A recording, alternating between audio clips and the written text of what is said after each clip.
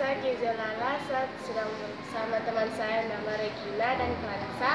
Sekarang kami bertiga akan melakukan pengamatan asam dan basa menggunakan kertas lakmus. Ini dia. Jika kertas lakmus merah ini dicelupkan di dalam salah satu cairan ini dan menjadi warna biru, maka cairan itu bersifat basah. Dan apabila kertas lakmus biru menjadi merah, maka dia bersifat asam.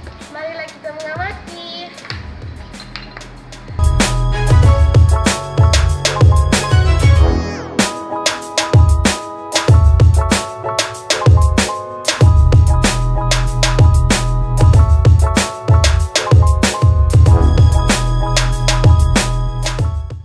Jadi kertas lakmus ini berwarna biru dan saya akan celupkan kedua cairan ini.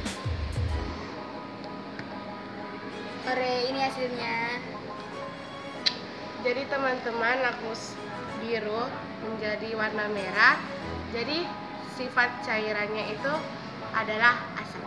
Dan ini kertas lakmus yang berwarna merah saya celupkan ke sini.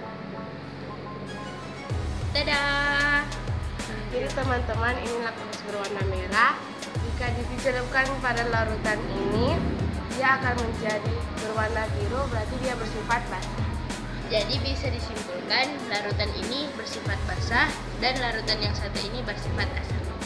Oke guys, semoga video dari kami bertiga tadi bisa bermanfaat untuk kalian semua.